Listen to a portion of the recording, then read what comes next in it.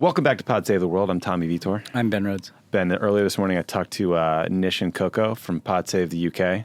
Killers. Best part of my week by far. Always. Laughed so hard. I came away very jealous, though, that they're past their election and we're kind of staring down the barrel of ours. Well, and they didn't have a lot of stress around their election. No.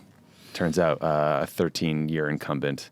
It's pretty lucky, you're going to beat them. Several prime ministers. I'm still getting over my Mets loss. Tom. Yeah, you doing okay? I lost a battle with a bottle of Black Label the other night.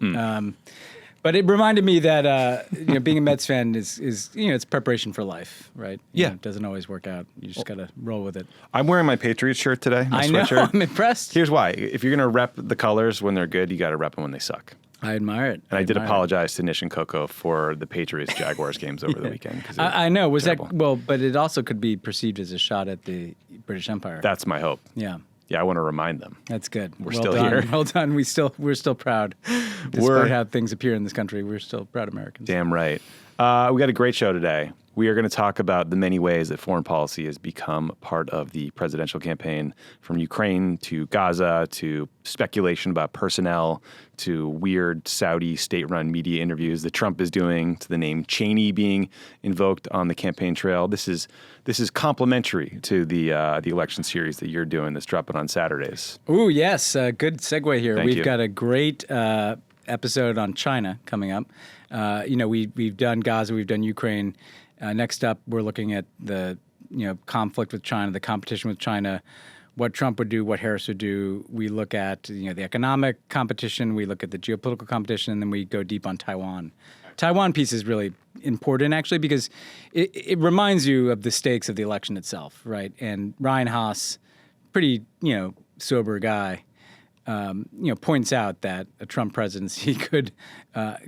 In some ways, usher in like a cataclysmic global conflict, which would be a bad thing. Is it Ryan Haas related to Richard Haas?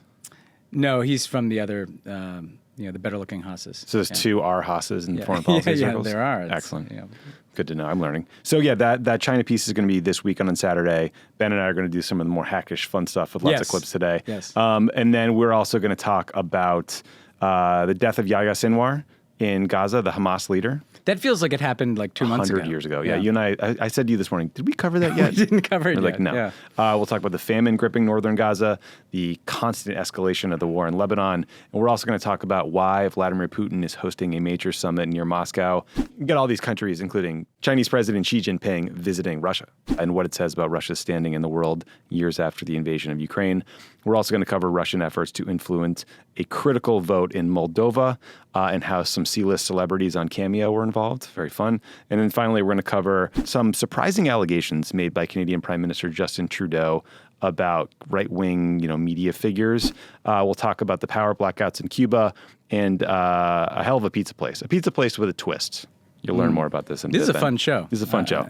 And then you're going to hear my interview with Casey Michel, who is the director of the Combating Kleptocracy program at the Human Rights Foundation, about the ways that foreign governments, especially dictatorships, are buying influence in Washington, D.C. You will love this conversation, Ben. This sounds like a real banger. We talk about think tanks, generals getting big checks. This is my bread and butter. Lobbyists. Yeah, you're going to like it. Make it a TV show. The book sounds good. His book is called Foreign Agents, How American Lobbyists and Lawmakers Threaten Democracy Around the World. So check that out. That's a subtitle right there. Yeah, it's solid. Books, there's always have a short title and a long one. I wonder if you need the long subtitle, because you're going to have text on that cover anyway. I don't know. I think people want to be told what the book is about, and the subtitle is where that usually takes place. War. I'm playing with this idea, though, Tommy. When we do the title reveal, I'll let you know. Okay, for your next book. Because I kind of think you might want to just pick one or the other. Short or long?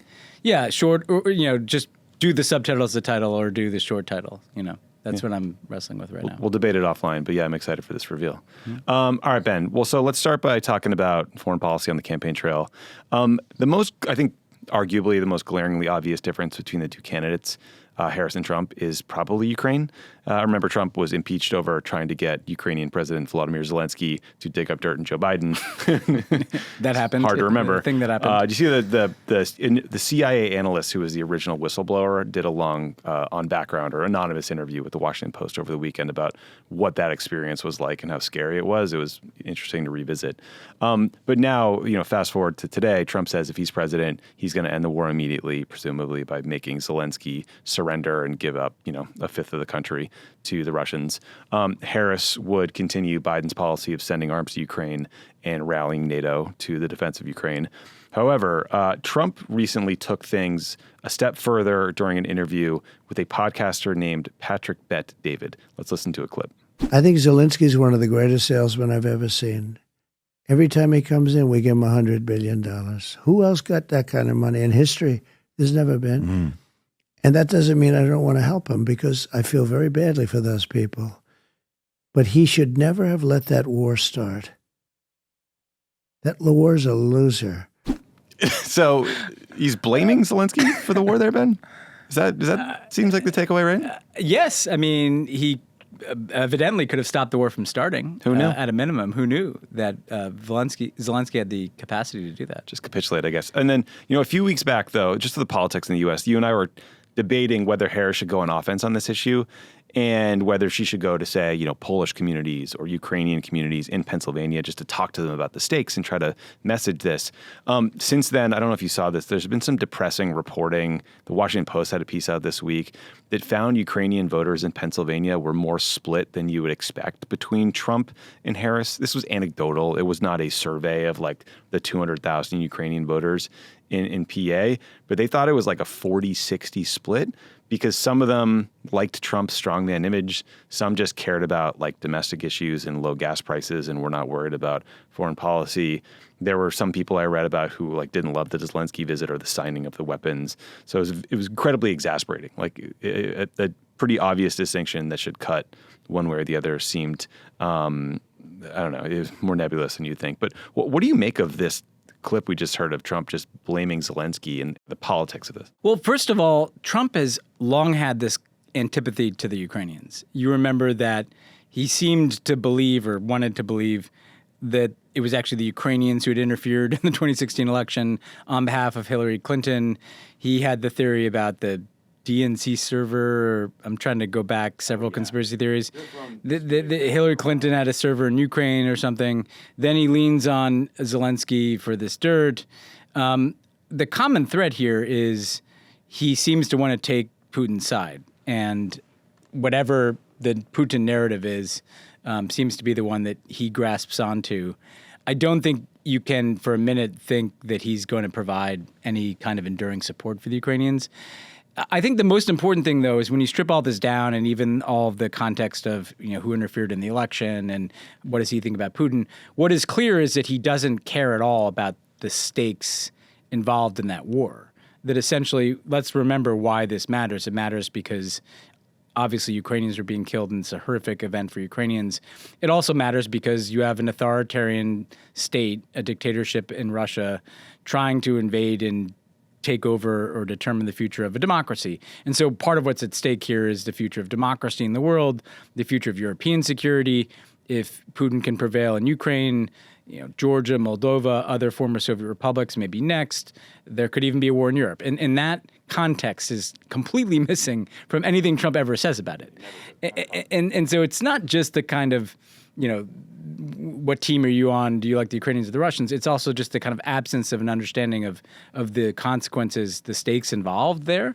I will say to those numbers about Ukrainians, apart from the fact that Eastern European diaspora voters skew Republican generally, I was surprised in talking to some people in Ukraine and in Eastern Europe when we had Ilya Ponomarenko on, great journalist, and these weren't necessarily his views, but he was kind of communicating Ukrainian views. There is a school of thought that perhaps Trump's unpredictable strongman persona, kind of Nixon wild man, could shake things up, right? That currently things are not going well. There's a lot of frustration with Biden. He's been slow in delivering these weapon systems. He does not appear to be a strong man. And so there's a bit of a mentality, even among Ukrainians, that perhaps Trump is this new X factor who could come in, shake it up, and make things better somehow. Or perhaps there are Ukrainians that just kind of do want the war to end and like the idea of the war ending quickly. But I think what is important for Kamala Harris, and she's doing this, is connecting the argument not just to Ukraine, but to American security and values generally. That we will be less safe if Putin is able to run roughshod over Ukraine, that what's at stake is democracy globally, security and stability globally, that emboldening Putin would be dangerous. And also this line that she's used since the convention that Trump's an easy mark, that these dictators are going to take advantage of him, they'll flatter him, they'll get what they want, and that will lead to a more dangerous world. So it's a simple message, but it's important to make it about yes, Ukraine, but make the stakes bigger than that, too. Yeah, I guess people don't love sending money and weapons overseas. Although I did say just on the policy front today, there's a report in the New York Times that the U.S. has agreed to give Ukraine $800 million for manufacturing long-range drones. So they're trying to invest in their kind of long-term capacity to build these things rather than just send over the newest, kind of shiny object. Switching gears a little bit, Ben. So we talked a lot about Arab American and Muslim American voters in Michigan in particular and how Biden's handling of the war in Gaza could be a problem for Harris with those voters. There was a recent poll by Arab News and YouGov that found Trump was basically barely winning Arab American voters. It was 45% Trump, 43% Harris, 4% Jill Stein, 8% undecided or declined to stay. Notably, also, I saw that Trump's team told the New York Times that their research found that up-for-grabs voters were about 6 times as likely as other battleground state voters to be motivated by their views of Israel's war in Gaza. The story annoyingly didn't clarify whether those people wanted the war to end or they wanted the U.S. to be more supportive, but clearly it's just like a high salient issue, according to the Trump people. Targeting those voters could be why Trump recently sat down with Al Arabiya, which is a Saudi state-owned news channel, for an interview. Could be other reasons. Let's take a listen. Could be some other reasons. Some people believe you're the only person who can stop this war because I think you're right. Prime Minister Netanyahu listens to you. How would you describe the relationship between the United States and Saudi Arabia, and what kind of role do you think they can play in a crisis in the Middle East? I think it's fine. Right now, it's when I was president, it was great. With capital letters, G-R-E-A-T, great.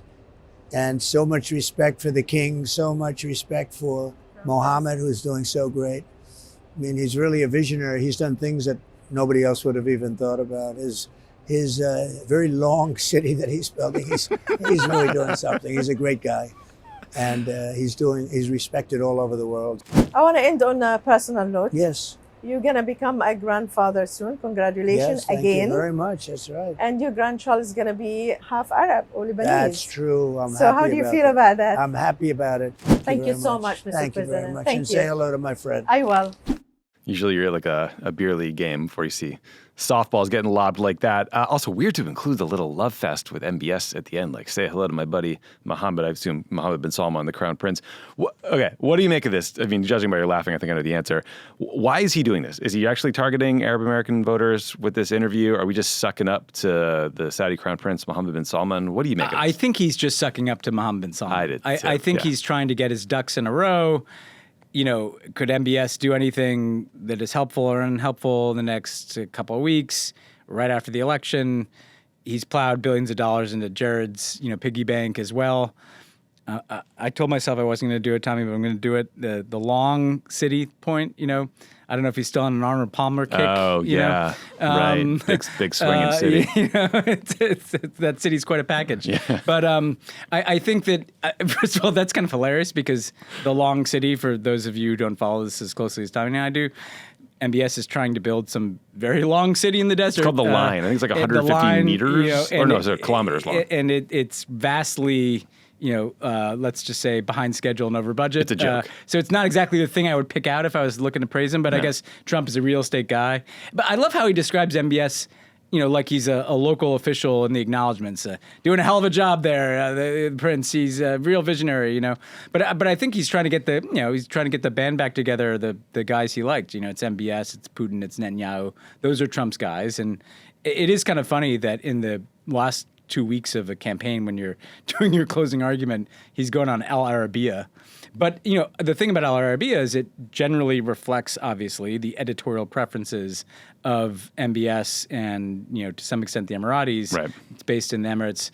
And you could tell from the questions,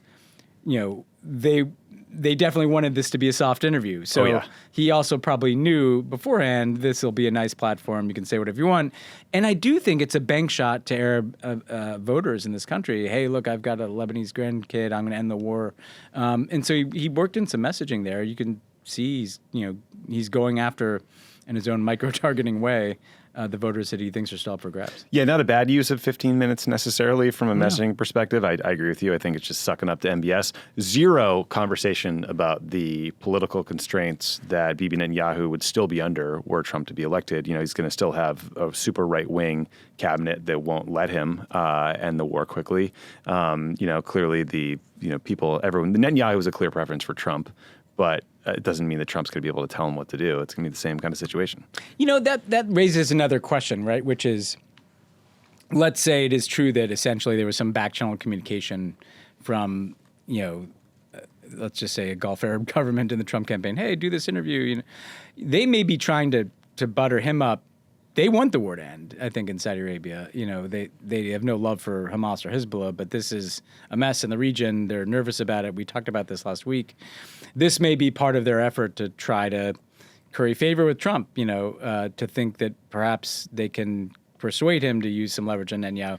It's not going to happen. I mean, there's no question in my mind that Trump is going to give a blank check to Netanyahu, even more so the already pretty blank check that Joe Biden's given him.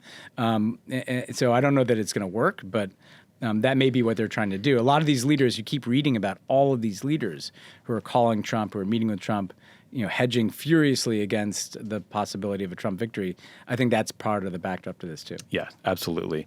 So while Trump's talking to Al Arabiya, Kamala Harris has been doing all these events with Liz Cheney and other Republicans who say they're not able to vote for Trump. They won't vote for Trump.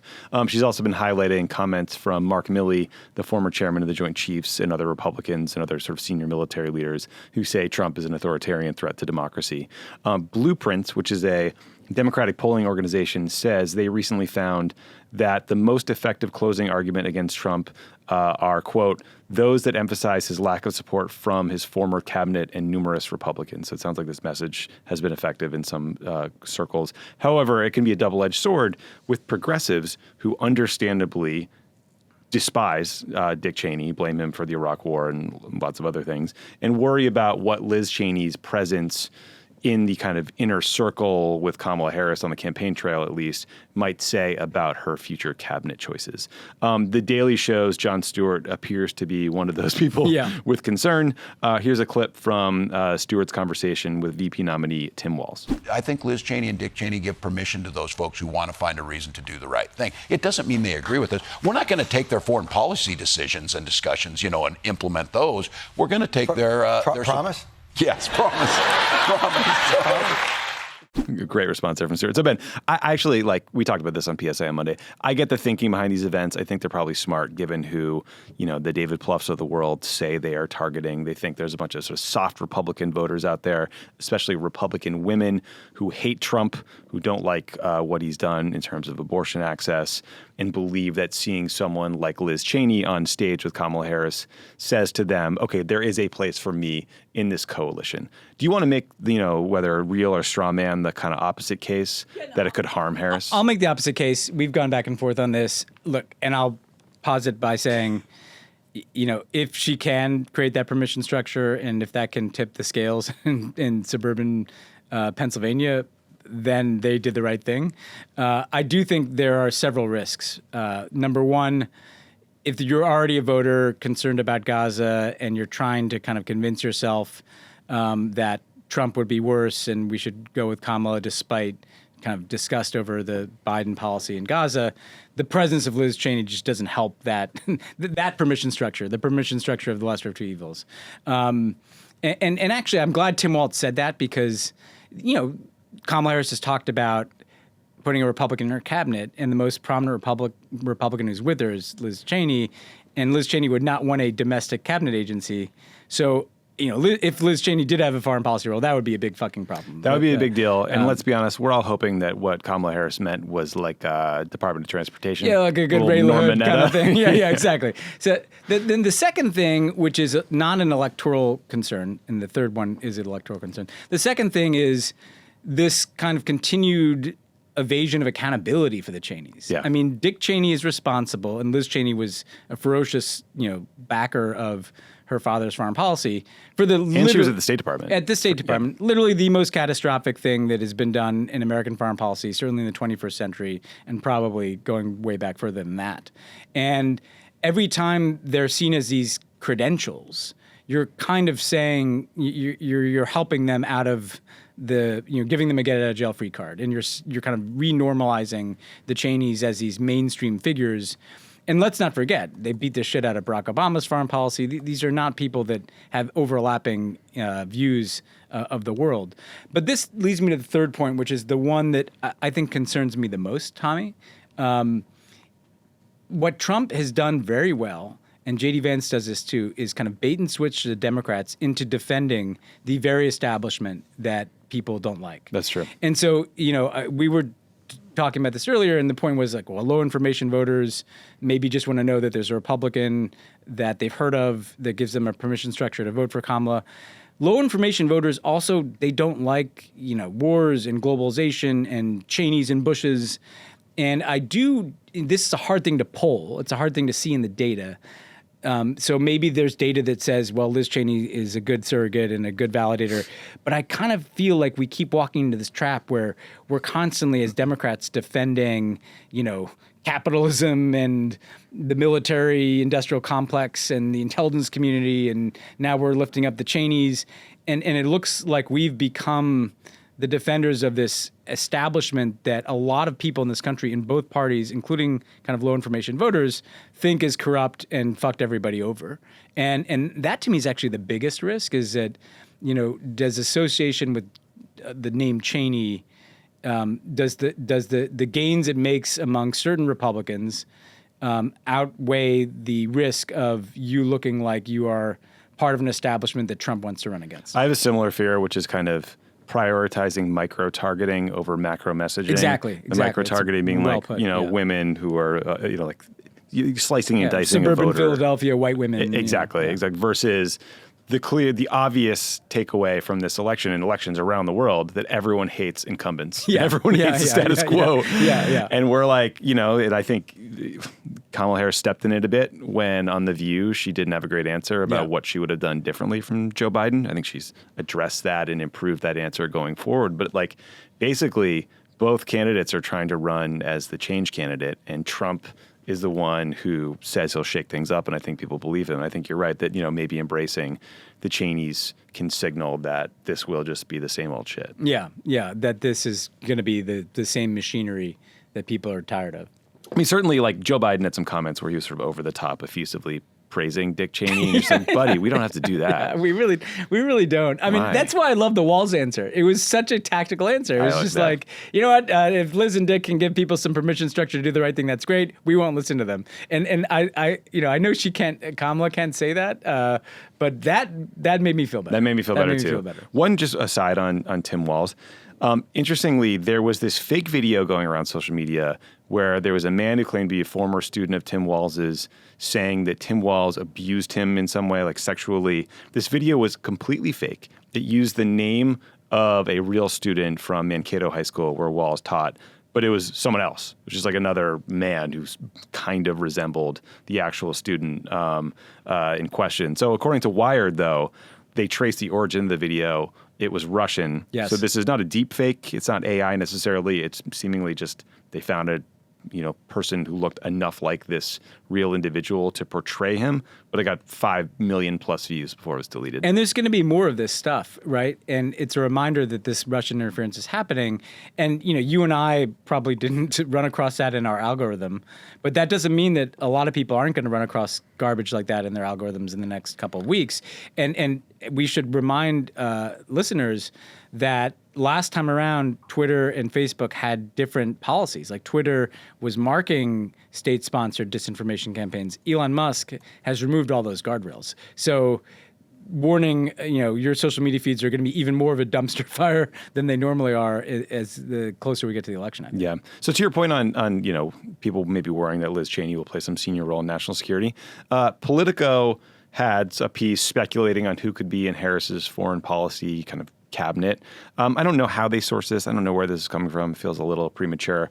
But some of the people named for Secretary of State include current CIA Director Bill Burns, who is a lifelong diplomat, Jeff Flake, former Republican senator, most recently the U.S. ambassador to Turkey, Chris Murphy, friend of the pod, senator from Connecticut, Linda Thomas Greenfield, the current U.S. ambassador to the UN, and Mayor Pete Buttigieg, Secretary of Transportation. And then for Secretary of Defense, they mentioned Christine Wormuth, who's been Secretary of the Army, Michel Flournoy, who has served in a number of senior roles at the Pentagon, and then Adam Smith, who is on the House Armed Services Committee and was a very early vocal supporter of Biden dropping out of the race. So interesting list. I mean, I don't know, Ben, I guess I'm not trying to overreact because it's like Politico speculating in October.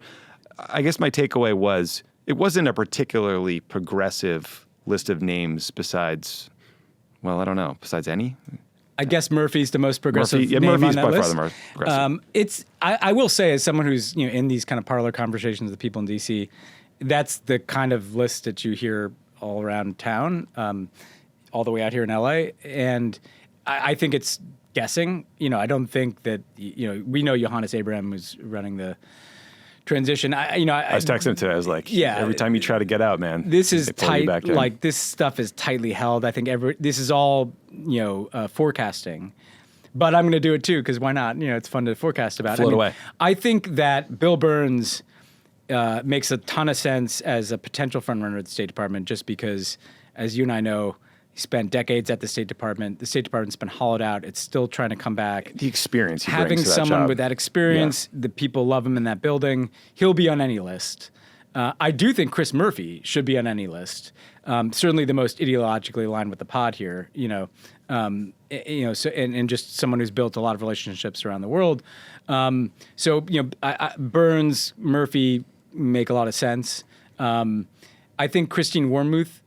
I would expect Kamala Harris to want to do something to signal gender diversity at the highest level. There's never been a woman Secretary of Defense, so an obvious place if she wins to try to make history with an appointment would be at DOD, and Christine Wormuth is kind of she worked with us in the Obama White House. Mm-hmm. She's been as did Michel. Yes, as did Michel. She's been Secretary of the Army, and so I think she'd be on any short list. Pete, you keep hearing this thing about Pete wanting to do something in the foreign policy realm, which makes a lot of sense. If you've done transportation, fill out your resume with a little foreign policy. He'd be great at UN. I mean, I think Pete Buttigieg, because that dust off that Norwegian. Well, that job is really about messaging now. Right. It's about delivering a message at the UN and being a surrogate, being an alternative diplomat. So all those names make a lot of sense. But you're right. I'd like to see. You're not getting strong progressive vibes. But there I'd look not just to those cabinet appointments. I think it's really important, who are national security advisors. Phil Gordon would obviously be the front runner. I think Phil's got some progressive vibes going on there. Mm-hmm. But who's at the NSC generally, too? I mean, who do you fill out? I mean, let's just face it. Brett McGurk and Amos Hochstein, who are basically running the policy on Israel, these are not progressives. And I like Brett, but I mean, these are not. Right. I don't agree with him, though, on this issue. Who she chooses for these Middle East policy portfolio positions. So who is, the Deputy National Security Advisor, who's in charge of the Middle East at the NSC, who's the Assistant Secretary of State for the Middle East region. Those are going to be really important signals about whether she intends continuity with Biden's Israel and Middle East policy or whether she wants to bring in other people. There are people who've left government, like Andrew Miller, who resigned from the State Department, I think who's probably much more aligned with where we are on issues like Israel, Gaza. So I'd be looking not just at the top, I'd be looking at how she fills out this team. If she, knock on wood, this is a high-class problem. We're assuming she wins here, Let's talk about her on Gaza in a second. But the one thing I demand to see is, and Obama screwed this up too. There are so many Democrats who feel like you have to name a Republican Obama to screwed national this up, security positions my to be biggest taken critique, seriously. I don't want to see a single Bob Gates. No. I don't want to see a fucking Jim Comey on this list. I don't need a Mueller. I don't know his politics. No, I think this is the worst thing Obama did in national security appointments is he kind of perpetuated this defensiveness about having a Republican Secretary of Defense, not just once, Bob Gates, then Chuck Hagel. And look, Chuck Hagel's a good guy, but it kind of signals that Democrats somehow can't be trusted to run the Pentagon. It didn't get us anything. Jim Comey was the biggest one. I mean, the great what if of history in my mind, Tommy, has always been, and you didn't need to pick a left-wing Democrat, Lisa Monaco. Just any Democrat. Lisa Monaco, our friend, across the hall at the time in the White House, would have been a great FBI director. And who knows how history might have been different. We may not even be sitting here talking about Donald Trump ever having been president if Jim Comey wasn't director of the FBI. So it's a reminder to Democrats, don't trade away these positions. Don't think you have to be defensive about FBI or DOD. Put your people in there. And let's get to Kamala Harris on Gaza because she's still navigating these politics. During a visit to Detroit on Saturday, Harris was asked whether she thinks she could lose the election because of the war. Here's what she said. It is undeniable that it is something that everyone is aware of what is happening there. I speak publicly all the time about the fact that there are so many tragic stories coming from Gaza, and of course the first in this phase of everything that has happened, the first most tragic story is October 7th and what happened that day, and then what has happened since. And I think what's critically important as we look at this moment is, one, acknowledging the tragedy of what has happened in Gaza in terms of the extraordinary number of innocent Palestinians who have been killed, and taking that seriously and speaking truth about that. In addition, of course, to what I said about what happened on October 7th in terms of 1,200 innocent Israelis being slaughtered, women being horribly raped. And then fast forwarding to today with the killing of Sinwar, this creates an opening that I believe we must take full advantage of to dedicate ourselves to ending this war and bringing the hostages home. So you and I have talked about how we have empathy for her on this issue because Joe Biden is still president. She has to respect that. She can't undermine him. Biden has been driving this train. He is responsible for this policy, not her. But I just want to be honest that I hate that answer. Yeah, it's a terrible answer. Because I feel like I don't know why politicians still feel like we have to start with October 7th every time Gaza comes up, and why she felt the need to say that it was the first and most tragic story. I mean, again, October 7th was an evil, unjustifiable attack on civilians, no doubt. It has unleashed hell on Gaza. It was hell for Israelis. But it's a year later. 40,000 people in Gaza are dead. At least. Probably a lot more. Yeah, thousands and thousands of kids are dead. Why are we ranking these tragedies? You know what I mean? I'm just like, we have to evolve and get to a simpler message that's like, this war has to end. It's not making anyone safer. I will end it. It's a strange answer, too, because she has to know she's going to get this question. It's not like it came out of the blue. And I see kind of three problems with it. The first is the one you said about, obviously, I echo everything you say about October 7th. The problem with the formulation, that's somehow the first and most important tragedy, is it plays into this sense that Israeli lives matter more than Palestinian lives, which is the core kind of moral argument that is on the minds of the Arab American voters. Do our lives matter as much as these other lives? And I'm sure she didn't intend to, but that phrasing kind of reinforced that. The second is this inability to just not give any bridge for these uncommitted voters to walk across. And we saw this with, not platforming any Palestinian American speaker at the DNC. But to your point earlier, you mentioned the question about what would you do differently than Joe Biden. Obviously, I know that what's most important is it's something related to the economy, inflation. I get that. But I do think that even if she doesn't want to break completely from policy, she, frankly, should maybe push a little further in saying, I think we could have done more as a White House to indicate our concern about the scale of the loss of life among Palestinians. Maybe she could have said, and I know this might have got her some angry phone call from the White House, but she could have, said, I didn't think it was the right thing when President Biden questioned the Palestinian death toll. Remember, that was something that happened. You know, that would go a long way. I would go that specific that one would go a long specific way. point, right? Just saying that, which is not a huge shift in policy. Just saying, I don't think it was the right thing to question the Palestinian. I really death toll. regret that. I regret that happened, and I think we could have done more as a White House to indicate, and frankly, she could have included herself in that and gained some credibility that way, and saying we could have done more consistently over the last year to indicate our concern and horror at the scale of loss of life for Palestinians. And then the third thing that I just think she could do more of is, she pivoted right to this in the same way that she used to pivot to the ceasefire for hostage deal when asked before Sinwar was killed. She did this thing about, now's the time to end the war. But there's no vision. There's no, every now and then she pivots back to, we want to work for a future of Palestinian self-determination, and that's good. Why not offer those people, I can tell you that as president, I will do everything I can, not just to bring this war to an end, but to try to pursue a future in which Palestinians can have a state of their own, but just some vision that people can grab onto. I'm talking pure politics here. No, I know. I think they're trying to get in and out of the answer so fast. And I agree with you. I do wonder if people are so cynical right now that any mention of the two-state solution, just everyone's like, give me a break. Yeah. But I'm with you, like something. Some horizon. Like the first thing I'll do as president is bring together a summit on Gaza reconstruction. Yeah. Something like that. All right. Well, I think that's an important note, and one there's still time to take, frankly. Yeah, no, it's still time. And look, we're all in for Kamala. All in. And she's doing a lot well. Say with love. And a lot right. This is all with love. Well, let's turn to Gaza, because the biggest news since we last recorded is that Yahya Sinwar, the leader of Hamas and a mastermind of the October 7th attacks, was killed in southern Gaza in Rafah last week by the IDF. He was not in a tunnel, the sort of what everyone thought, or the IDF's vision of where he was. I would have thought he was in a tunnel, like surrounded by hostages.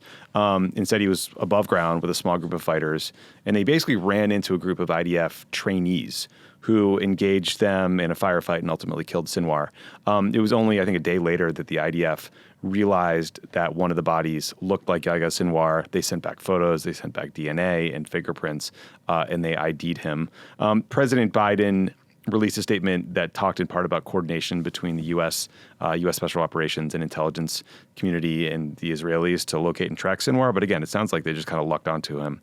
Bizarrely, Ben, also the IDF released this drone footage of Sinwar's final moments where he was kind of sitting in a chair covered in dust. Like one hand, I think, was blown off. He threw a stick at the drone that was filming him. So a few questions just on all of this. There does seem to be some discrepancy or debate over how Sinwar died. The initial reports were that, the tank round hit the building and it killed him. Now the Israeli government says that Sinwar was killed by a gunshot wound to the head. If that's the case, I don't know if it was a suicide, if he was shot by, a member of the IDF with a rifle. Was he available for capture? I'm not trying to nitpick how difficult it is to operate in a war zone, but just imagine a version of this where Sinwar is picked up. You collect all that intelligence on where the hostages are, right? It could be a game changer. Bigger picture, everyone's trying to figure out how does Sinwar's death impact the broader war. Folks like us would love to see Netanyahu take the win, see this as a moment to declare victory, wind down the fighting. But so far, that does not seem like the direction he's going. Hamas has named a replacement, although that guy might have been killed between when we started recording. No, that was the Hezbollah guy. Oh, sorry, the Hezbollah guy. It's hard to keep track of the number two is getting whacked out there. But, Sinwar's You're not getting a good life insurance policy if you're the number two in Hamas or Hezbollah these days. To be clear, Yahya Sinwar is a fucking evil terrorist. He deserved to die. This is a man who's responsible for the slaughter of innocent people, countless innocent people. I hope it's cathartic for the Israelis who were hurt or friends who were hurt on October 7th. But Ben, what's your gut on the impact of his death and this bizarre decision to release this drone footage? Seems like a real mistake. Yeah, I think, first of all, it was interesting to me. I almost wondered, Sinwar had talked a lot over the years about being, you have to be willing to die, and whether he almost maybe was like, I'm ready to go martyr myself or something, it's just strange to me he's wandering around. But you pointed out, actually, there's been some reporting on the fact that you kind of can't stay in these tunnels for that long. Yeah, apparently it's like so claustrophobic. Yeah. People get sick. It's so humid down there. These fighters, there was all these reports early on that like they have enough food to stay in the tunnels for a year, but actually you physically just can't. You have to come up. Well, just first of all on the video, and then we'll get into the effects. I was flabbergasted by the decision to release the video. Yeah, me too. Just from a pure strategic communication standpoint. I mean, you'll remember we had this debate about whether to release the bin Laden photos. We had these photos of bin Laden, at various stages after he was killed. And actually the only reason to release them would have been to prevent conspiracy theory.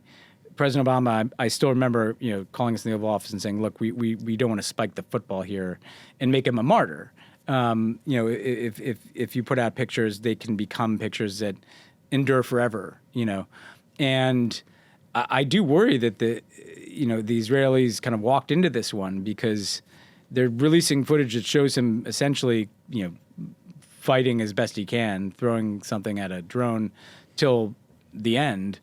I have to imagine that will endure in parts of the world for a long time. Yeah, and we've already seen examples of people kind of, talking about him, praising him with that footage. Yeah, so I don't get it. I don't get what they were trying to achieve. Yeah, it seemed like just a mistake. And I genuinely don't know what the argument in the room was that this somehow looked good or was. I mean, if anything, maybe it shows they want to. I mean, the drone being in that building was creepy to me. But I guess anybody in Gaza knows there's this kind of omnipresent surveillance. But anyway, that seemed like an unforced error. I think in terms of the consequences, look, for Hamas, I'm not some deep Hamas analyst, but if you talk to people over the years, even before October 7th, Sinwar was always identified as a kind of uniquely capable military discipline type leader. He, even before he was arrested the first time by the Israelis, he was the guy who literally enforced discipline within Hamas. By the way, a pretty brutal guy too. Brutally. He went to prison for killing Palestinians to intimidate them to support Hamas. So there will be other Hamas operatives. There'll be another Hamas leader. This is not the end of Hamas in the same way that Nasrallah was not the end of Hezbollah. But I think this guy was clearly their most capable commander, and so they'll lose something intangible there. But there'll be another, Israel keeps killing these guys, and they keep getting replaced by other guys, and sometimes those guys are, even more diabolical than the people they're replacing. So I don't think it ends this cycle of violence. In terms of taking the win, what concerns me, Tommy, is that if Netanyahu doesn't take this, what else is he going to take? The most obvious. Because there's no other way in which, we've talked, Hamas is never going to come out and say they surrender. You'll never totally destroy Hamas. You'll never stop all resistance among the Palestinian people. And so if you can't identify the killing of Yahya Sinwar as the end of the war, then there is no end of the war that I can think of that he can find. And we know this through our own mistakes. Like the U.S. should have ended the war in Afghanistan after bin Laden's death. Oh, yeah. I remember thinking that at the time, like that was the last chance we were going to get like that. And so the reality is you see Biden messaging this is a chance, but there's literally no indication whatsoever that Netanyahu, once again, the U.S. government's like a commentator. It's like Biden should get a podcast, and DVD extras. And just kind of say what he thinks should happen, and nobody pays any attention to it, In the broader context is that, Sinwar might be dead, but the situation in northern Gaza is just unimaginably bad. Over the weekend, the IDF carried out an airstrike that reportedly killed at least 87 people. It's a massive airstrike. There is this ongoing assault on the Jabalia refugee camp. On Sunday, an Israeli colonel was killed in northern Gaza, the highest-ranking officer to die in the war so far. So there's extreme fighting, and it's taking out the IDF members as well. But then, most frightening is the fact that basically all of northern Gaza seems to be under siege. There's almost no food, water, medicine getting in. There's reports of people starving to death. Hospitals are under attack and almost out of supplies. You're seeing these videos, I think released again by the IDF, of huge groups of Gazans getting rounded up. They're separating men from women. They're being told to march south to southern Gaza to evacuate, to basically clear out northern Gaza. And on top of that, I mean, the videos I'm seeing in my social media feeds, I don't want to make this about myself, but I keep seeing these things like little babies getting pulled out of the rubble. I saw a video of an ambulance driver unloading the corpses of children. It's the worst things imaginable that you've ever seen. You're just running out of words to describe how fucked up this is. And yet, despite that reality, despite the success of Sinwar, the Israeli government seems to be operating with even more impunity. Yeah. You know, like we used most to of the whole war, I think. Yeah, I mean, we used to fight about getting aid in, and now it seems like they don't care. You have far-right members of the Israeli government saying they're talking about building settlements in Gaza again. You've got the National Security Minister, Itamar Ben-Gvir, openly talking about the ethnic cleansing of Gaza. And like that context is partly why the Kamala Harris answer we played earlier frustrated me, because the situation on the ground has gotten so much worse, but the kind of U.S. response has not evolved at all. This is the maximum moment of impunity that I can identify in this war since maybe the first few weeks, in the sense that we have huge aid restrictions, kind of a siege mentality around Gaza, the kind of thing that the Biden administration used to complain about. Nothing seems to be changing there. You've had humanitarian workers killed on the ground. Tons. And no complaints there. I mean, maybe they have to work for Jose Andres for it to resonate in Washington, sadly. But also, I'm haunted by the reality, Tommy, that I just think we have no idea the scale of casualties. I mean, the number has been around 40,000 for, they can't count anymore. These people are under rubble. There's not been a foreign journalist in Gaza in over a year. Period. Which is to these people without like an IDF minder. Well, yeah, to all these people who always try to draw these comparisons. Well, this happens in wars. That is not normal. That no one is allowed to see what is happening. Then these things like talk about Ben-Gvir, like having conferences about settling northern Gaza, there and ethnic cleansing. There are things said by Israeli ministers about what Israel's doing that if we said them here, people would be like, how dare you say that about Israel? They're saying it out loud there, that this is about ethnic cleansing. This is about settling. This is about making Gaza unlivable. This is about reclaiming our land. That's what Ben-Gvir said. I mean, this is what is happening before our eyes. And I don't know if it's because it's right before an election, so Bibi thinks he's got the freest reign possible. I don't know if this is just because Joe Biden's given up trying to do anything about this, or maybe Joe Biden doesn't care. But this is, we're at maximum impunity here. And it does seem to me, I don't know if Ben-Gvir is driving the train and there are going to be settlers there soon, but they do seem to want to depopulate northern Gaza. 100%. And at a minimum, create some kind of strange buffer zone. And at a maximum, start settling it and just start taking that land. And this is happening. And so whoever wins the election is going to be stepping into a situation where this is at the worst stage that it's ever been in terms of the scale of the humanitarian catastrophe. Yeah, and just a little more on just the humanitarian suffering. We talked with Louise Wateridge, who is the UN Senior Communications Officer in Gaza, to talk about the humanitarian situation. Here's a clip. Today in Jabalia camp, there has been no water supply at all. All 8 of the water wells that were functioning just weeks ago are now destroyed, out of fuel, or inaccessible. A colleague described the horrific scenes of bodies lying on the ground, including children, destroyed buildings, streets torn up, and homes and institutions set on fire. Since this siege started, the United Nations has had 37 requests to enter Jabalia denied by Israeli authorities.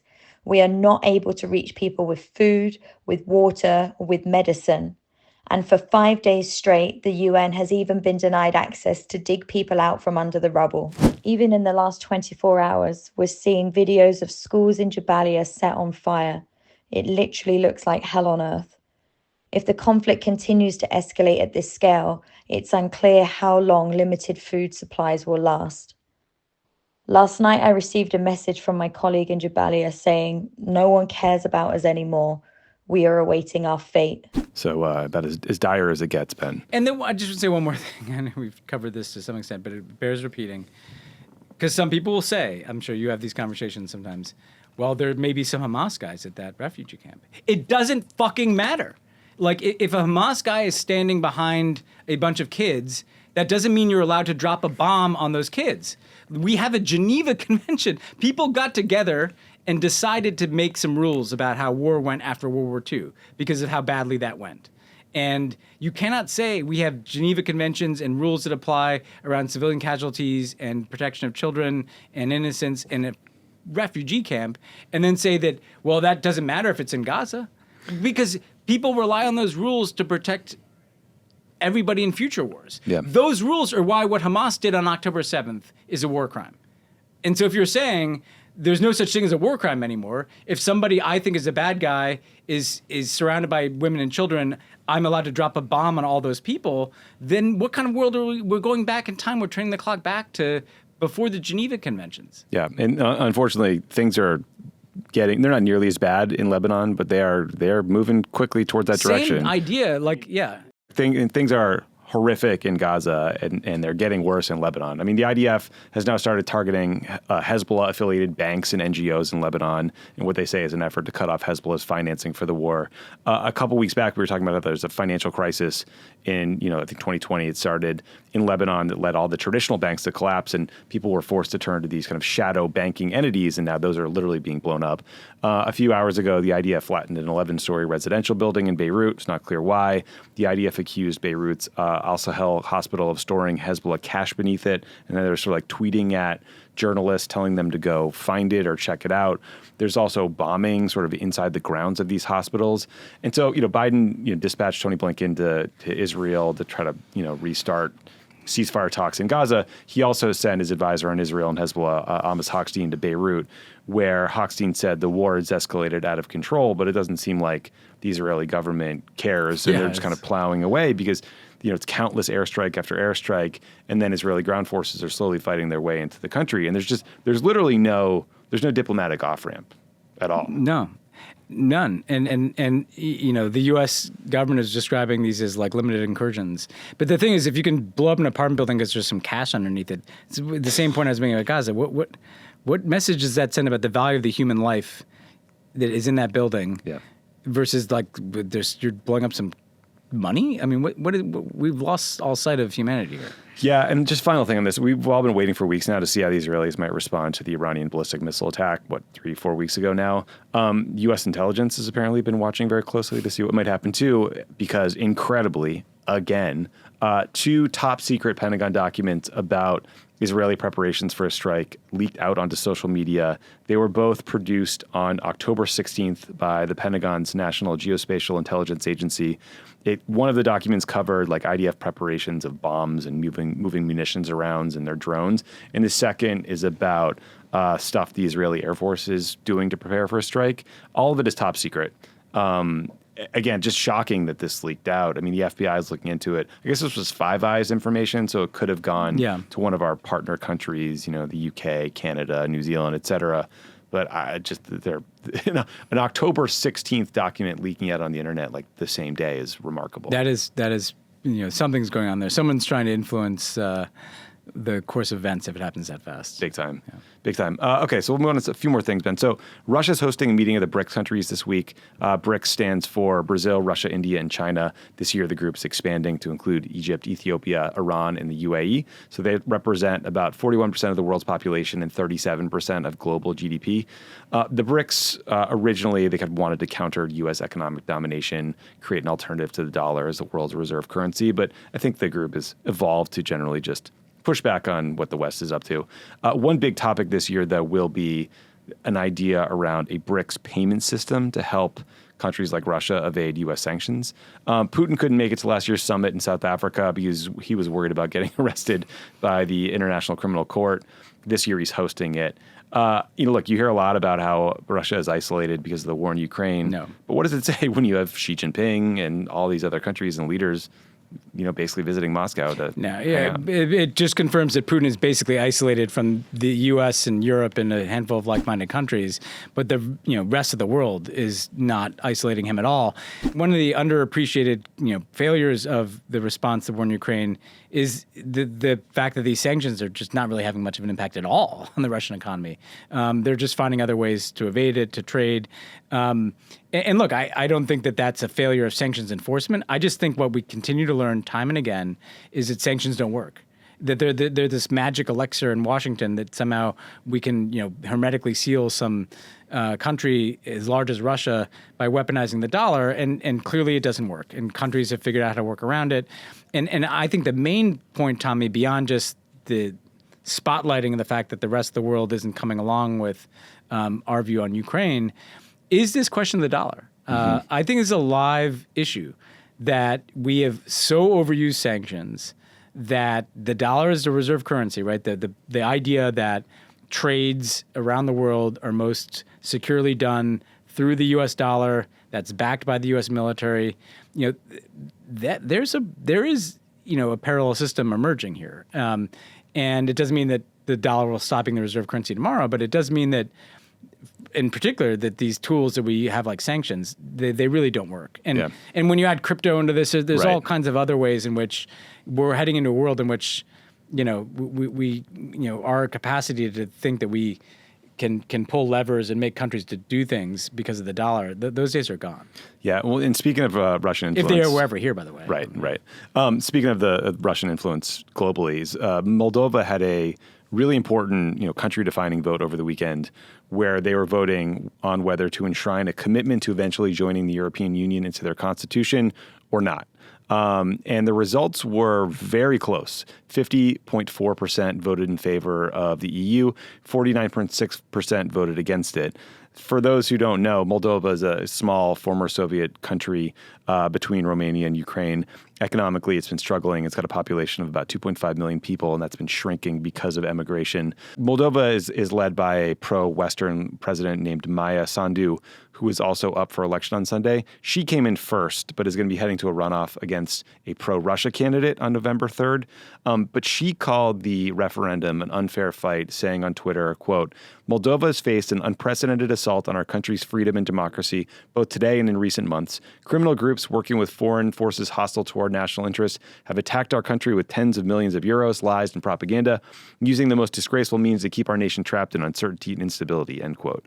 One of those disgraceful means was basically it was a scheme to pay off voters financed by an exile Moldovan oligarch, which is all part of the kind of hybrid war conducted by Russia against Moldova that included election meddling and disinformation campaigns. Sandu said that the state institutions documented 150,000 people being paid to vote.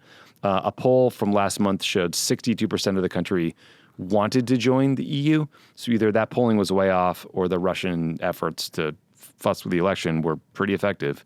And one example of that Russian interference was the following. In the fall of 2023, a bunch of C-list American celebrities, including Exhibit, Lindsay Lohan, Dolph Lundgren, and the guy who played Kevin in The Office, Brian Baumgartner, were all unwittingly part of a Russian influence operation by being paid to record videos on Cameo, calling for Sandu to resign. Here's a clip of some of those.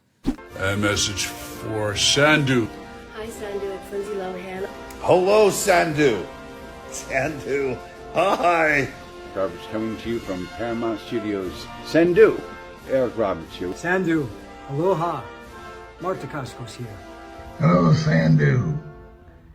This is Michael Madsen. Yo, what up? It's Mr. X to the Z Exhibit. This is for Sandu. Sandu. Dava IT Ski Nem Sandu. Dava IT Ski Nem Sandu. Dava IT Ski Nem Sandu. Dava it ski num sandu. Dava it ski num sandu. Dava it ski nem sandu. We're working on our... Boy, Michael Madsen sounds a little worse for wear. We're working on our language skills. So obviously, waging revolution with Kevin from The Office is very funny. But this story has got to be terrifying for Moldova, given the stakes involved, given how these fights ultimately turned out for Ukraine. I mean, they're just getting squeezed here. That's right. And, Russia has a little piece, Transnistria in Moldova, that they, control, not unlike... parts of Georgia. Georgia and Moldova are clearly the two countries that Russia wants to turn into, Belarus, right? Just vassal states with pro-Russian leaders and probably Russian military. And Moldova is, much more geographically, Western. So it would be another foothold for them there. I think what I'm struck by, Tommy, because I actually talked to some people who are covering this, they're like, it's almost comical, the level of corruption, just the money washing around here trying to buy votes. Yeah, like when the wire transfer stopped working, people were just showing up at the airport with like bags of cash. Bags of cash at the airport. And look, you don't need the Nates to know that wasn't a polling error. I think this is a 60+% preference for the EU. And frankly, it'd be higher. Some of the voters, as in Georgia, who don't support it are just because they're scared that if they Right. join the EU, they'll get invaded or something. And it just shows a kind of crass force. That's the message Russia wants. They want it to be known that they're being corrupt. They want it to be known that they're buying votes. They want to make democracy look ridiculous. The Cameo thing is a part of that, right? And by the way, like, just never go on Cameo. I don't care whatever happens to me, Tommy, like, if this all falls apart, if Trump wins and just don't let me do Cameo, whatever you do. I'm trying to think of what the funniest thing you could be doing on it. I'll give it a minute. Continue. So anyway, I just, to me, that's the tragedy here is that the Moldovan people are just caught in the middle of this thing, which is ridiculous too. It's just Putin's obsession. This is a former Soviet republic. This is ours. We should control things here, and we're going to be as blunt an instrument as possible. And again, if Trump wins, this is the kind of stuff that Trump is he's just not going to give a shit about at all. And so I really worry about a place like Moldova and the Trump victory. I can't wait till there's a cameo of you wishing Chinese Taipei a happy birthday.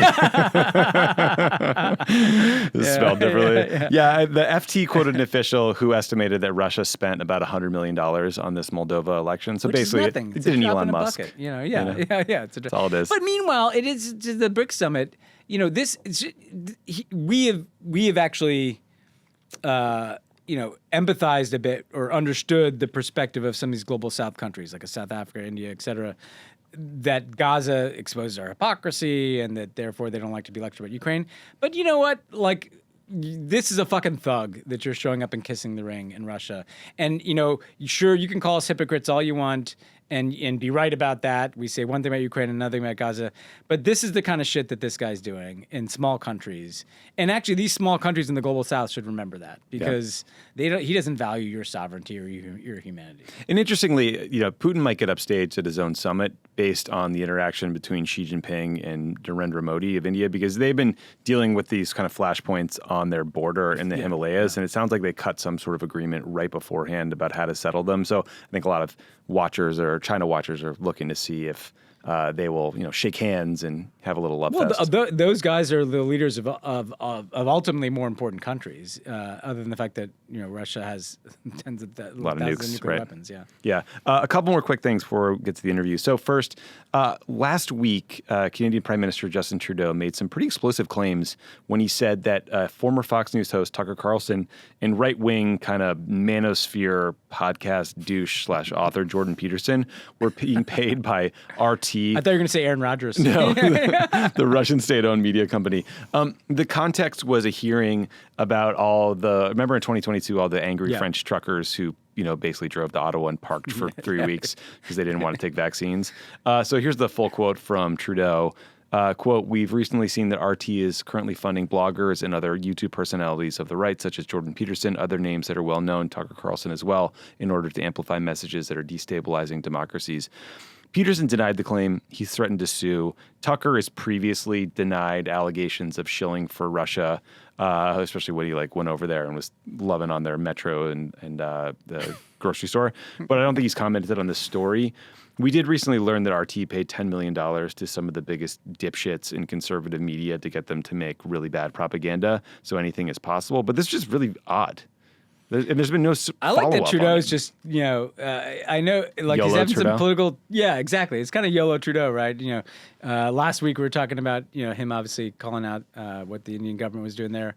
I don't think he has no incentive to, lie about this under oath or whatever, right. in whatever context in their parliamentary procedure he's doing this. And Jordan Peterson is Canadian, isn't he, right? So I think the reality is that RT also has these cutouts, right? Like, that's what we've seen in some of these investigations, that there's all these kind of media properties that pay people to do these different things. And yeah, I'm not at all surprised that those guys might have taken some money from that kitty. But it shows you, again, that what's been interesting in these recent RT investigations is, again, it's not just the television station RT, right? Or even the YouTube content from RT. It's that they're building this kind of far-right network globally and paying people to deliver certain messages. Sometimes they're witting, sometimes they're unwitting. It shows a kind of broader nexus between right-wing media here and Russian propaganda there, that there's a very blurred line. There's not a clear dividing line between where the Russian propaganda ends and the U.S. right-wing media or other Western right-wing media begins. Not at all. They tend to be simpatico these days. But good for YOLO Trudeau. Yeah, release the intel too. I'd love to see more information on this. Also, Ben, so last Friday, the Cuban electrical grid collapsed, leaving millions of people without power. And by Sunday, there had been 4 blackouts in 48 hours. This crisis in Cuba was a long time coming. They have a bunch of Soviet-era oil-burning power plants that have been online way past their prime, and investment in new power generation or renewables has been very slow.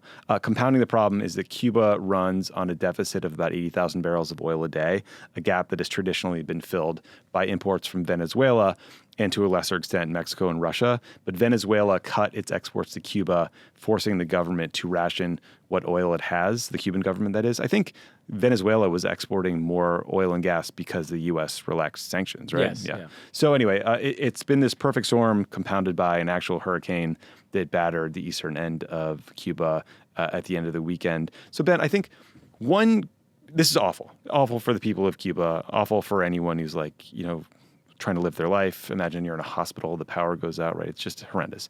There was a big debate, though, over how much of this is mismanagement by the Cuban government, just kind of like dilapidated stuff, the lack of investment in new energy infrastructure, versus kind of the long tail of the impact of the U.S. trade embargo or sanctions.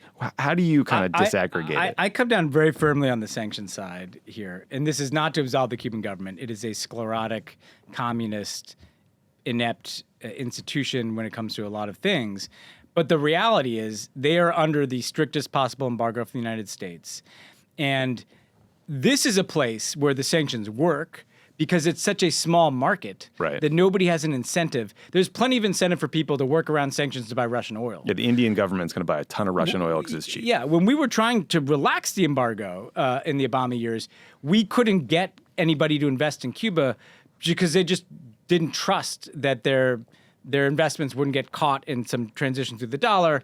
Like, you cannot get investment into Cuba by design.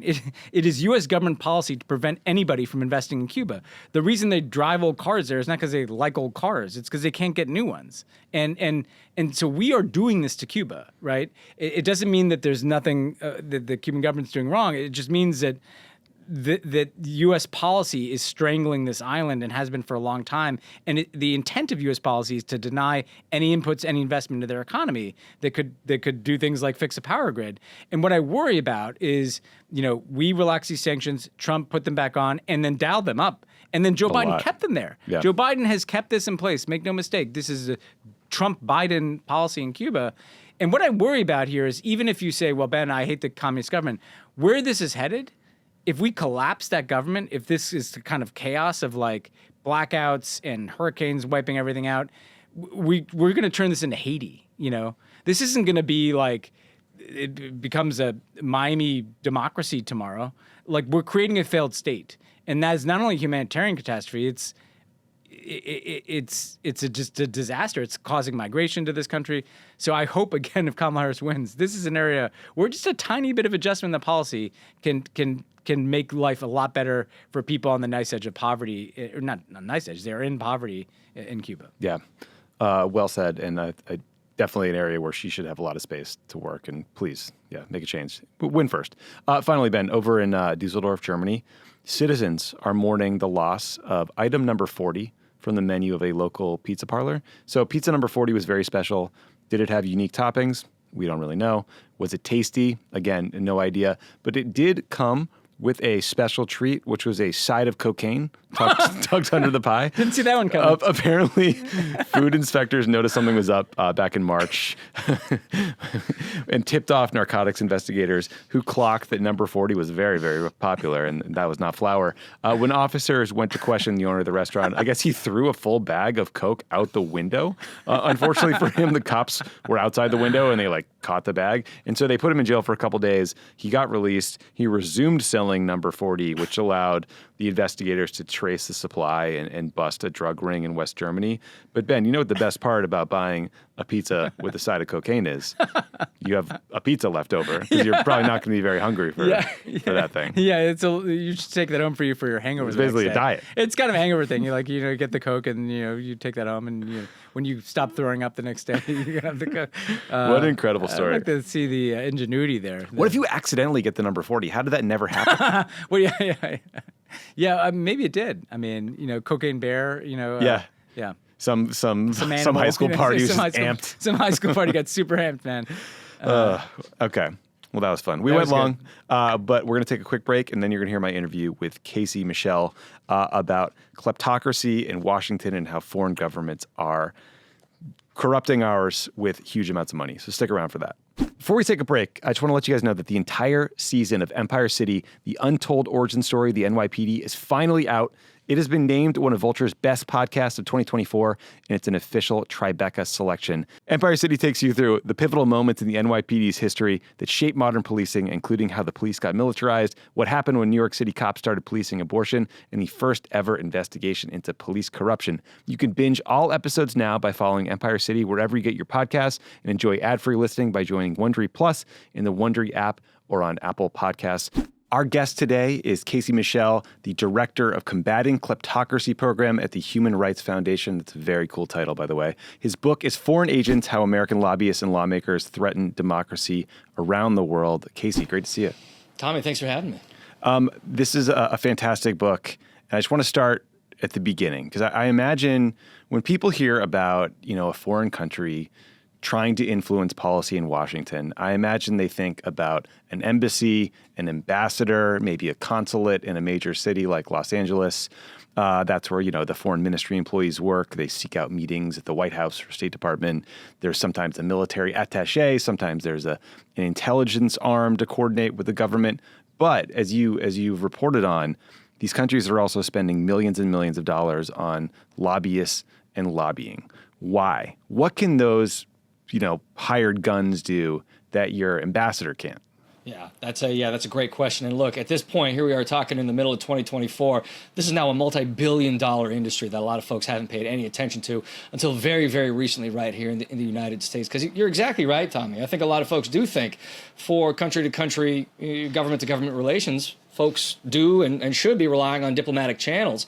But what we see increasingly in the United States of America is that foreign government after foreign government, especially the dictators around the world and the authoritarian regimes, are turning not just to diplomatic channels, but to Americans on the ground, American lobbying firms, American PR firms, American consultancies, even increasingly things like think tanks and universities, and maybe most especially former members of Congress as well, to open brand new doors, open brand new channels for them that are not publicly recognized. The public is not necessarily aware of what these networks are actually doing, how they're operating, who is being involved.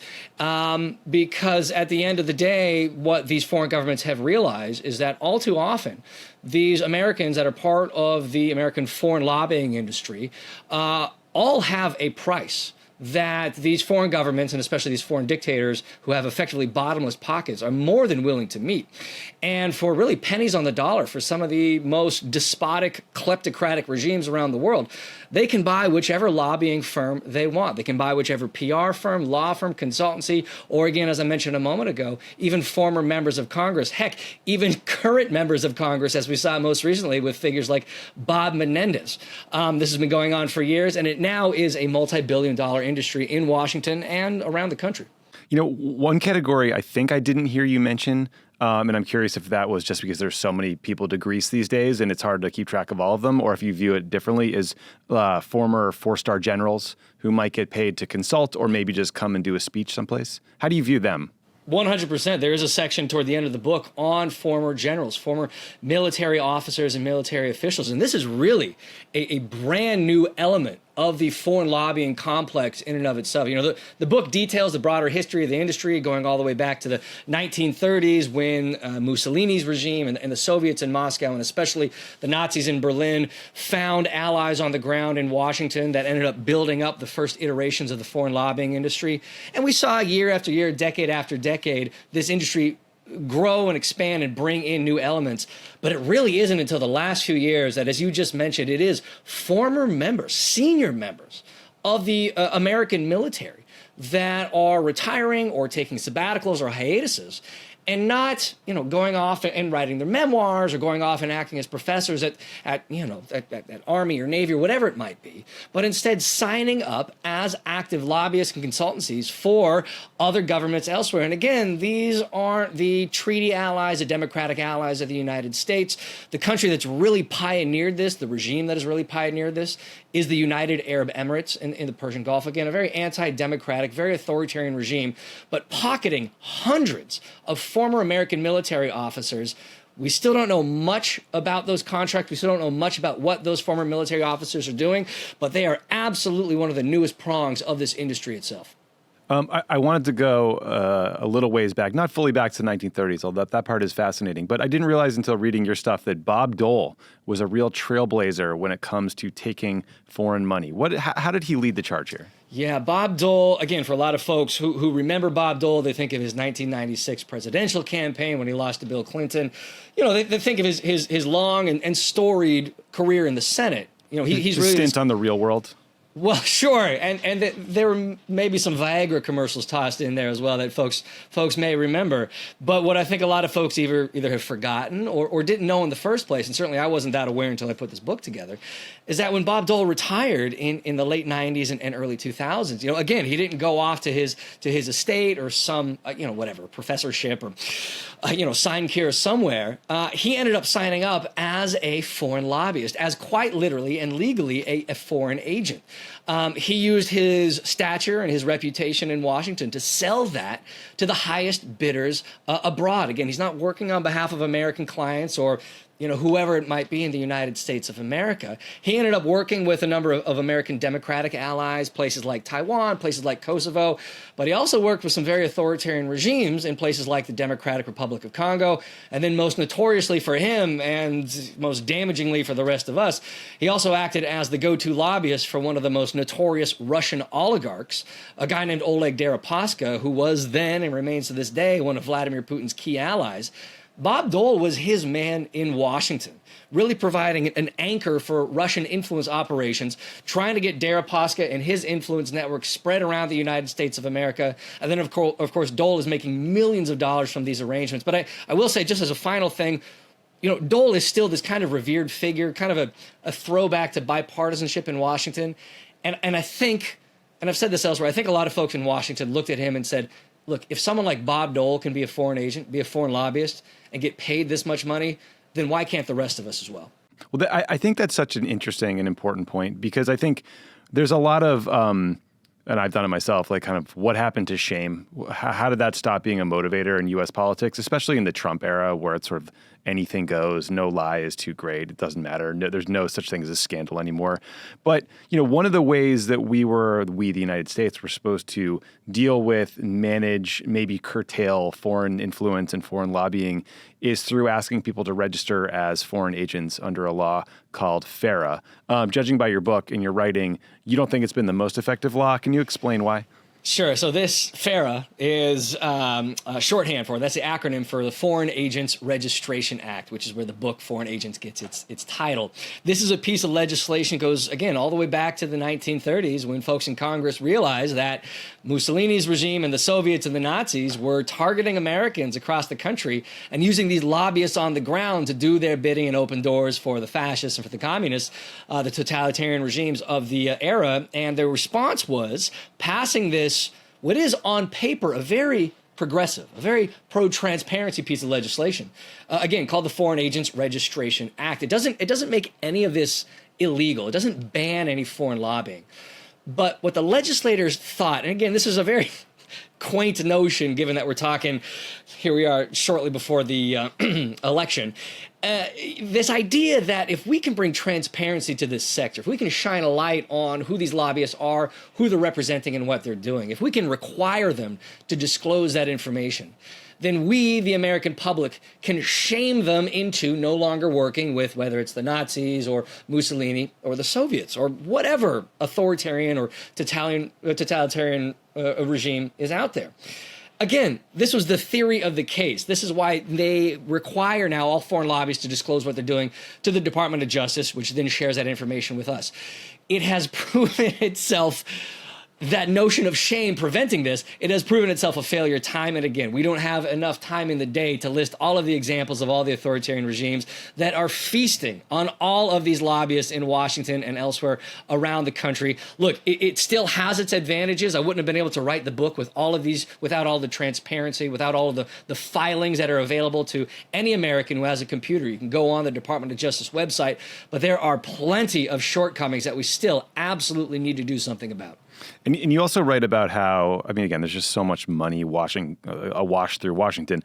There are universities, there are think tanks. They have all been co-opted to advance the foreign policy interests of other countries, often dictatorships. Can you talk about, some of the biggest spenders in those spaces and, maybe organizations that we should look at through a different lens or a more critical eye, knowing what you know about where their money comes from? Sure. So, again, you mentioned think tanks a moment ago, and I think for a lot of folks who know what a think tank is or who potentially even worked at a think tank, these are very key organizations for crafting American policy, often staffed by former government officials or even potentially future administration officials. These are the ones that are drafting the white papers, drafting the policy recommendations that, overworked and overtired legislators can then implement and sign into policy. But what a lot of folks don't realize, and which hopefully this book and this conversation helps shine a light on, is that these think tanks are not just funded by, open-hearted donors or even necessarily other Americans. Unfortunately, in recent years, we have seen foreign regime after foreign regime send millions of dollars to American think tanks in Washington and elsewhere. And again, these aren't the Canadas or the Irelands or the New Zealands of the world. That would be an issue unto itself. But again, these are places like Saudi Arabia, places like Kazakhstan, places like Azerbaijan, or places like the UAE, which have no basic rights provisions and protections for their populations to speak of. These are absolutely authoritarian regimes that are using their bottomless pockets to bankroll policy papers and even specific officials they want to see staffing up future administrations. They are sending millions, in some cases tens of millions of dollars, to American think tanks to pay for these kinds of policy recommendations. And again, these aren't no-name institutions. These are some institutions that I absolutely respect and some that do wonderful work, but that nonetheless take all of this money from these foreign regimes, places like the Brookings Institution, places like the Center for American Progress, places like the Atlantic Council, you name it, across the ideological spectrum. These organizations have unfortunately opened their doors to all of this foreign financing coming in. And that also goes for the university sector as well. It's millions more. And if you pull back, why are these regimes doing this? It's because they want to either launder their reputation, being seen as being generous, big-pocketed donors, or most especially to access folks either in Washington or in universities that they think will play or should play a role in future administrations. I mean, it's in many ways very similar, if not identical, to what domestic donors, big-pocketed billionaires or corporations in the United States of America do. It's also what these regimes are doing. Yeah, it's pretty gross. And I think you made the important point there that it is across the ideological spectrum. All of this is just kind of a setup to Trump, who, I mean, it just, tell me if you disagree, but he seems like the most easily bribable person in the history of the presidency. During the Trump administration, there were all these stories about, usually Gulf autocrats booking 60 rooms for a month at some Trump hotel, and usually the one in Washington, and that was a way to get money into his pocket. But now, if you're the Saudi government, for example, you can buy a couple million shares of DJT stock, which is trading on the NASDAQ, and basically directly invest in the IPO of Donald Trump, the political entity. That comes on top of the $2 billion they gave to Jared Kushner to invest on their behalf, despite him having no experience, by the way. Jared's also opening hotels in Albania, right? So there's all these different forums. You have Trump launching a cryptocurrency. There's the watches, the gold coins. I mean, it's literally endless. I mean, how do you rank, or how do you think about how Trump has changed the kind of foreign influence game? There is no comparison between Donald Trump and any previous president, Republican or Democrat, in terms of selling access to him, to his family, and of course to his administration, and selling out American policy in the process. If he wins again in November, if he's back in the White House, everything in terms of American foreign policy will be for sale to the highest bidder. And of course, that is all too often going to go to the autocrats and the dictators that have access to as much money as they want because they control the levers of power and control access to all of their domestic treasuries and domestic funds.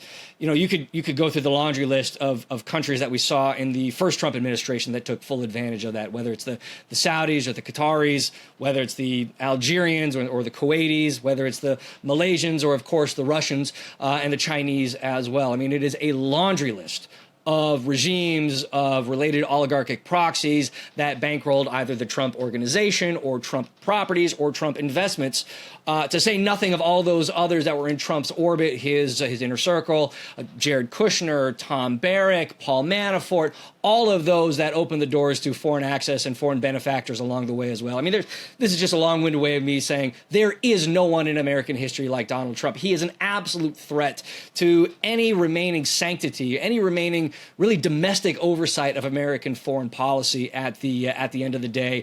And I have no doubt that if there's a second Trump administration, everything we saw in the first administration, which was beyond anything we've ever seen in U.S. history, that's only going to accelerate. That's only going to expand as Trump and his hangers-on and his family and his associates realize just how much money they can make by selling American foreign policy to the highest bidder. Yeah, I mean, remember when we pretended to care about the emoluments clause and that was a thing? I mean, no one gives a shit anymore.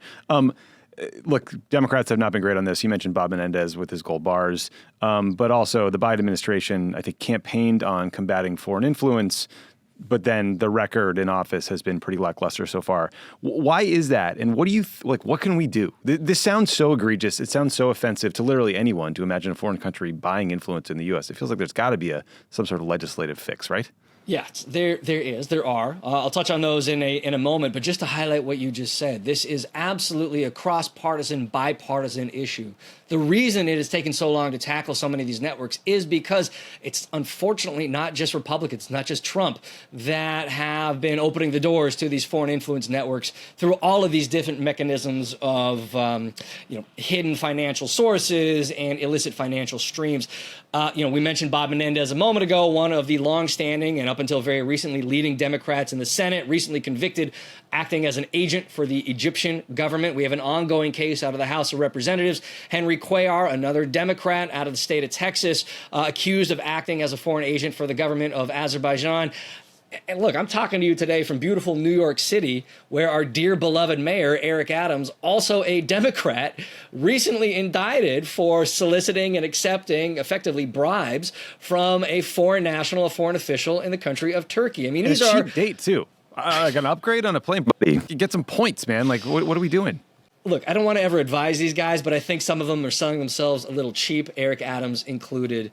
But this has absolutely been a bipartisan, cross-partisan issue. Now, look, there are some legislative fixes for things like the Foreign Agents Registration Act. There's got to be more enforcement. There's got to be more funding. There's got to be more investigations. It can't be only a criminal statute. There's got to be civil elements of it as well. So you don't have to prove willful intent of breaking the law. You can also just slap a fine on some of these firms that aren't complying. I mean, look, you got to support some of the legislation as well that is calling for transparency for things like think tanks and other nonprofits.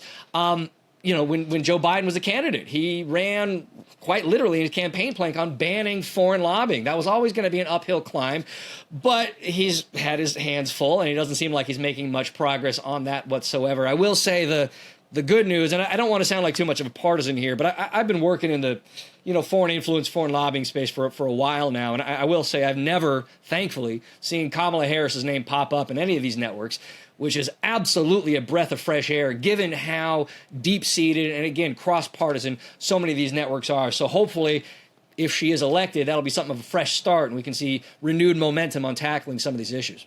I mean, last question on this. When it comes to campaign finance reform or federal election laws, the uphill battle comes from Congress, lawmakers not wanting to fix a system they benefit from, but also now the courts that are basically just removed any kind of restrictions. There might be are there similar legal challenges when it comes to trying to get foreign money out of U.S. politics, or is that cleaner? Tommy, you might have a better memory on this than I do, but I seem to recall President Obama, after the Citizens United decision back in 2010, saying something to the effect of, not only is this decision going to open the floodgates for domestic donations, domestic funding of American elections, but it's also going to open the door for foreign funding as well.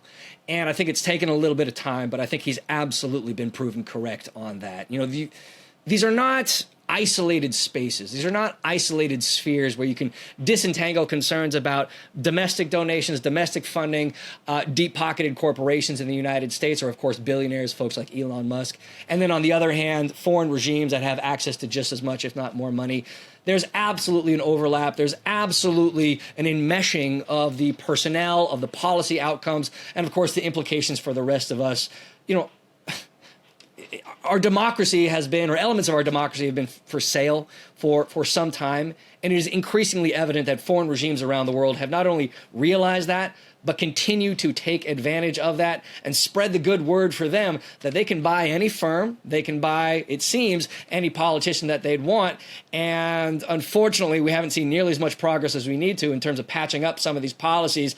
And until we do, we are in for a long road to hoe, and it's going to be difficult to get ourselves out of this morass anytime soon. Yeah, I think that Obama made those comments at the State of the Union directly to some of the justices who were there, and they all were deeply offended. And the civility police across Washington clutched their pearls and said, "How dare he offend the honor of these great people?" And I think time proved him to be the right one there. Yes, I would say so. If I remember again correctly, I think Sam Alito was there, spotted mouthing "No, it won't," which.